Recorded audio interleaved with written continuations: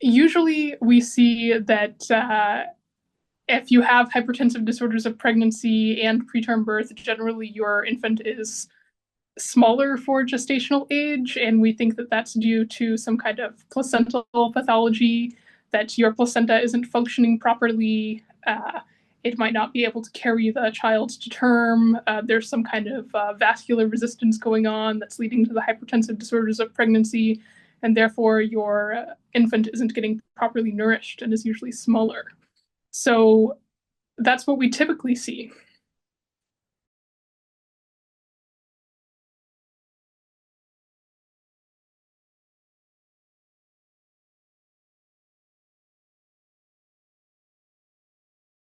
The main point of my research isn't about actually what happens during pregnancy, it's about what happens in the years following pregnancy. So there's already a breadth of research about how to deal with small for gestational age infants and the uh, undefinable growth restricted infant that obviously needs special care, like being held in the NICU in the hospital or something like that. But the main area of my expertise is about what happens to the mother in the years following pregnancy.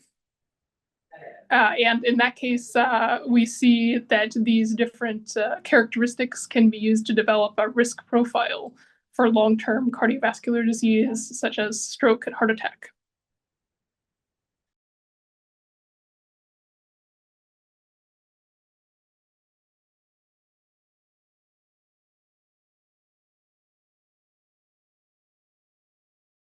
Yes, so we've identified this phenotype of hypertensive disorders of pregnancy, which has not previously been identified because people usually look at what things are associated, right? So we've already established that hypertensive disorders of pregnancy is associated with preterm birth and small for gestational age. But what hasn't been looked at before is hypertensive disorders of pregnancy, preterm birth, and large for gestational age.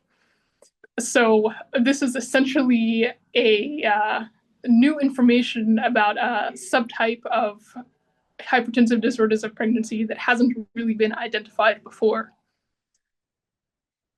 And future research will likely look into what are the underlying mechanisms for this specific subtype? Why do some infants in mothers with hypertensive disorders grow larger while others grow smaller?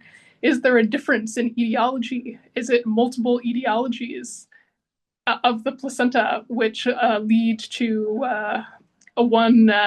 Is it multiple different underlying biological mechanisms which lead to the same set of symptoms? Much like you might think of diabetes. There's type 2 and type 1 diabetes, right? And they both have slightly different underlying mechanisms and different methods of treatment. So that's what I would, if I were to postulate on the future of hypertensive disorders of pregnancy, that's what I would guess the direction we're going in.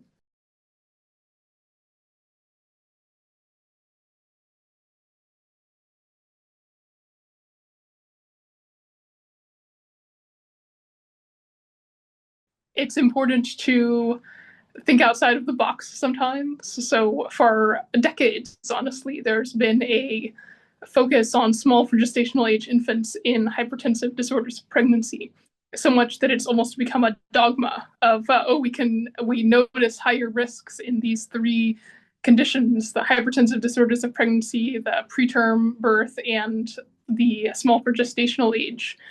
And then we forget that actually something else could happen. So I think the gold in this research is really taking the time to think outside of the box and consider what hasn't been considered in the past.